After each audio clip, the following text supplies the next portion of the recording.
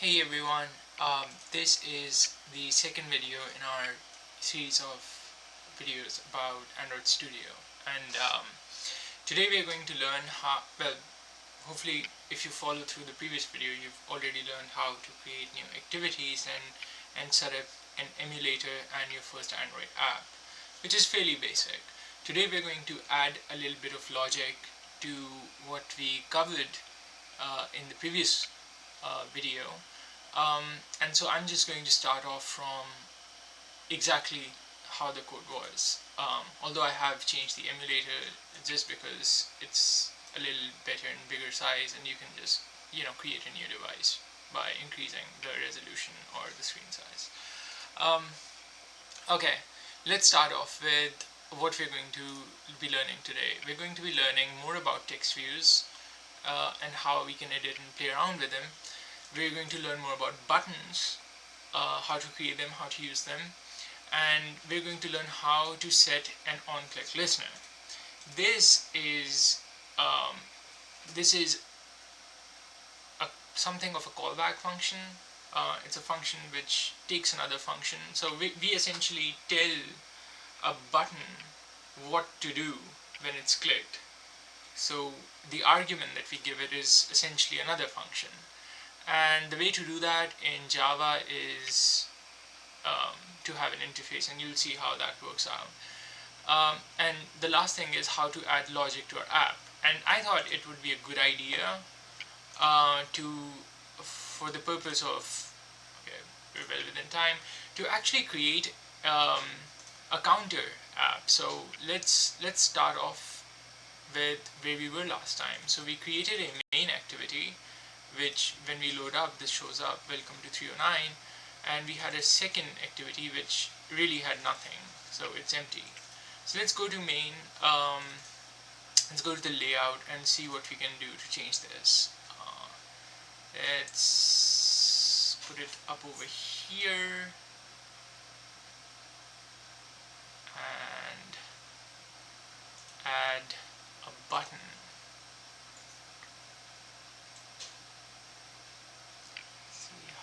Works. So as you can see, it's a simple drag and drop. There isn't really much to it. Let's increase the size a little bit and just make sure it's centered properly. And on the right we'll be able to change its settings, and we don't actually have to create any constraints on. Okay. So this is really important. Every time you create something, just remember to create an ID which points out what that thing is. So I'm going to say this is activity. So always prefix, like it's a good idea to prefix it with something that is identifiable. So activity main button to counter. So we want to essentially create a button which will take us to the counter, let's say microservice, or the counter page, and it's asking if you want to refactor, and this is always a good thing. If you can avoid renaming anything manually, always do a refactor. So that's something that's kind of important in the long run. And text, let's just say counter.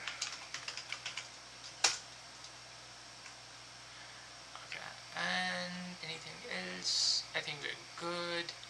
And so this second activity is something we'll be using for counter, and so it's always a good idea to name things with what we intend them to use for. So we're going to go for refactor and rename, and let's call this counter, and let's rename this to. So if you remember, there are three parts to an activity. One is registration in the manifest, which is the same as this Java file, and the other is the XML, the layout. So we need to rename the Java file, refactor the Java file and the XML file separately, but the manifest kind of will update itself because of this refactoring that we're doing. So let's let's call this a counter with a capital C. As you can see, these names are capitalized at the beginning, these are not. So we have a counter over here, we have a counter over here, and what we want to do is, in the main activity, we want a button which would take us to the counter screen, so we can actually use it for something. So let's name it as something, button to counter is equals to, okay, it's giving us an error and it just wants us to import the class so that we have it in our dependencies. Button, okay. And how do we access that button? We access it by the ID. So get element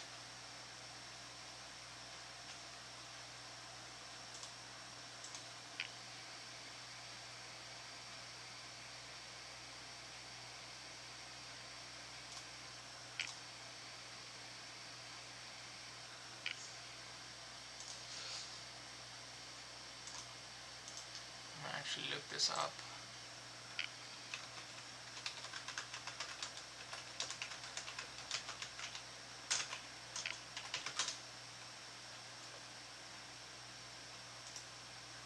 Find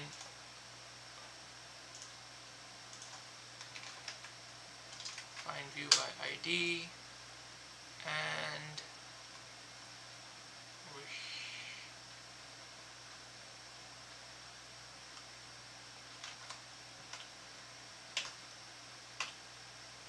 so this is something that, since we know we're in activity main, we can find quite easily. So button to counter, and then we're going to add some functionality to this button. So button to counter dot, so we want to set an onClickListener. As you can see, it takes in an onClickListener function as an argument, and that's why this is called a callback function. So let's create a new onClickListener.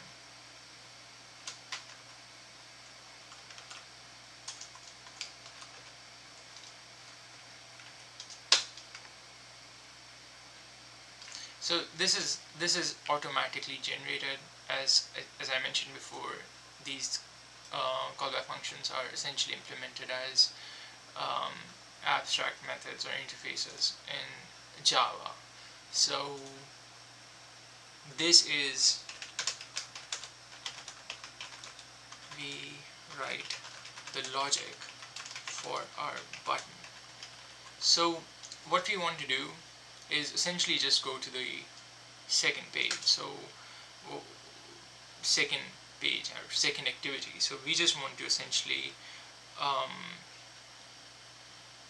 start activity, or start activity. As you can see, you would think that for starting an activity,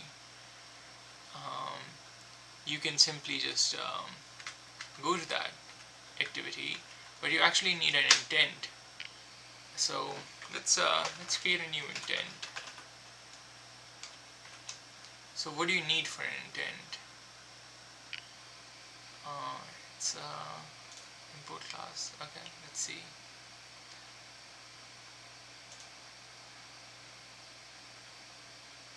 It's not actually giving us any clues, and that's okay.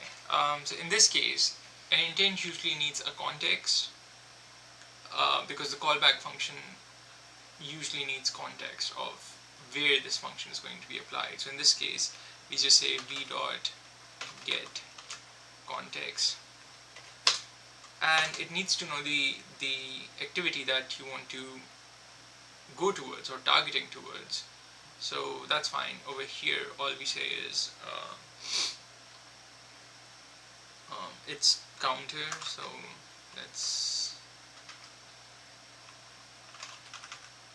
So all Java programs compile down to class and for some reason you have to write dot class to kind of specify what activity you want to target it towards. So we now have a functioning button, and let's go to the counter screen. So there isn't anything in it. Let's introduce, let's call it counter text. So let's introduce a text view over here, and we kind of have to give it some direction of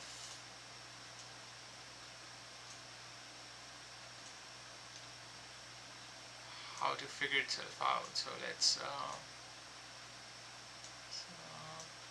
yeah, so everything in an Android app is kind of relative to other things, and so I'm going to, because this is something I'll be using for counter, I'm just going to increase it to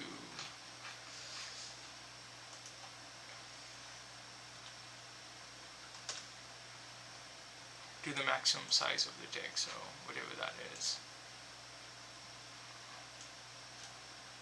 So this is going to be my counter, and let's try to center this as much as we can. It doesn't have to be exactly the center. And what else? Okay, I should have probably placed this button in relation to its surrounding too. So this is kind of always important, because otherwise your stuff doesn't know where to go. So you always, I mean, if you're looking at this, you can't really tell, but we're actually over here, start of parent, end of parent, we're actually defining where it's going. So you can see the vertical bias, horizontal bias over here, it's kind of changing. So these are actual codes that are going in, although we're not manually typing these. There are codes that are going in to make this happen. And let's just add a button called increment.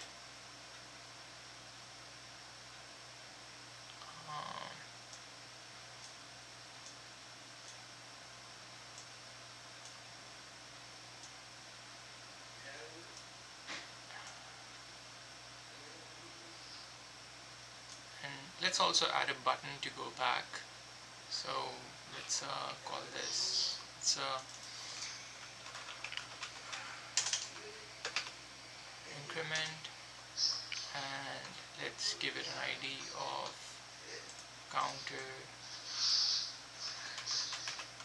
increment button refactor. And let's create another button to go back to the original screen. Let's go back here, and again place everything in relation to the stuff around it, so that it kind of understands where its places on the screen. And let's call this counter back button. Yes, we do refactor it as often as we can, and this is simply going to be back. That's it. So it's fairly simple so far. Currently we don't have any logic to this whole scheme, but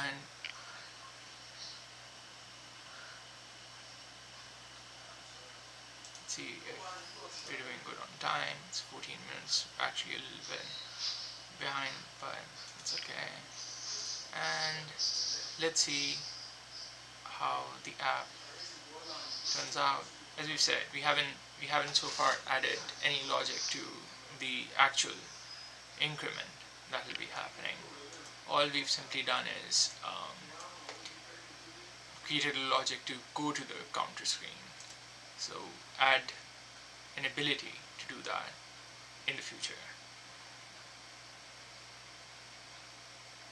Cradle build running. Yep, so once it's kind of done optimizing and compiling the code, it is going to start installing the app, the updated version. But before it does that, if you have the app running on your phone, you kind of need to terminate that. So essentially what it was asking me, if it's okay to terminate it. And so once it's installed, it's going to automatically launch it. So we go to the counter, and this is our counter screen. So we go back and increment, and nothing works because we haven't added any logic to it so far. So let's do that. Let's go to the counter. Let's add some logic. So first thing first, we kind of should identify what stuff we're targeting. So we're targeting two buttons. So back button,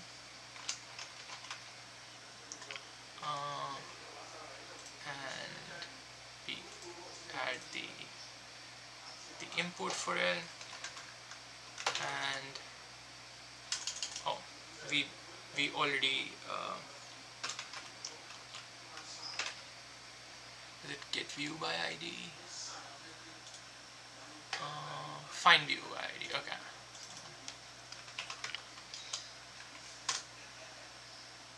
And we do r.id dot. So we know it's in counter, so it has to prefix with counter, and we say back button. So that's good enough. Let's target the second button. Increment button is equals to find view by ID, r.id dot count. So again, we know that it's going to be prefixed with counter, so counter text increment button. And since we want to actually change the text too, so we should probably target that too. Counter text. This is the actual text that we'll be changing. Find view by ID, r.id dot counter text. So we have the three things that we need to build up the logic. So first thing, we try to build up the logic for the increment button. But before we do that, you will need an actual counter. So let's create one. Integer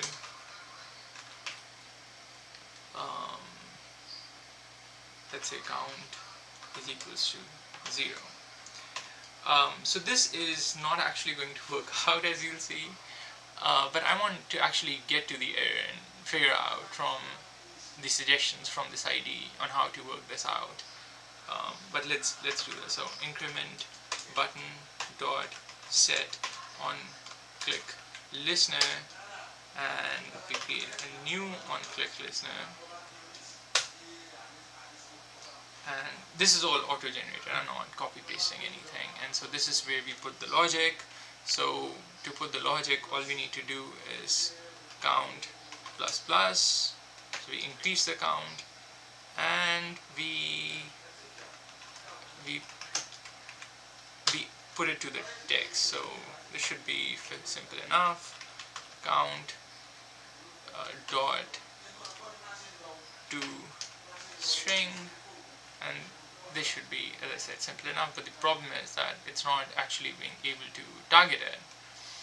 And the reason why it's not able to target is if anybody's kind of studied C or C++, this is where the problem of not having a pointer becomes an issue. If we had a double pointer, this wouldn't be an issue, but since we don't, we kind of need to, as it's saying, transform count into a final one element array. So we don't need it to be final though, but yeah, it does need to be an array.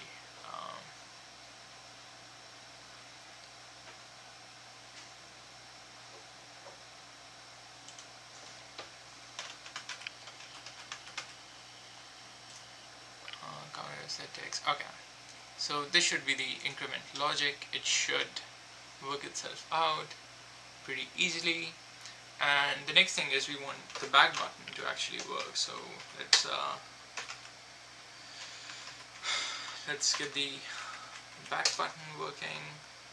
And as this argument, it needs to take an onClickListener, and let's give it an onClickListener, and over here we say, so we want to start activity. Okay, we want to start the main activity, so we say start activity, and then needs an intent, so we create a new intent, and the intent, as we've kind of seen before, it needs to have context of where we're at.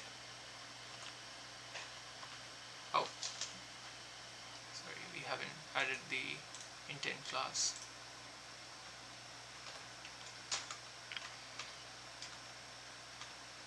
So get context, and the last thing we need is the actual activity, so main activity, I think, yep, main activity dot class. Okay, so now we're done. We've kind of added all the logic that we wanted to, and we'll just kind of rerun and recompile the Gradle and run it on the app just to make sure that it's working. But by creating this count graph, we've learned a little bit about how textview and buttons work, how to set an onClickListener, and how to add logic into our app. I will be uploading all of this on GitHub, so you can actually see the code and study it if you want to take your time with it. As you saw when we were refactoring, the manifest kind of updated on its own, so we didn't have to actually come in here and change these names. So that was, I thought, something nice. And let's go to the counter app, and it's working beautifully. But as you see, it kind of forgets where it was before. It always initiates at 0, and that's because of our initialization of counter over here. It always starts at 0. But yeah, that was it for today.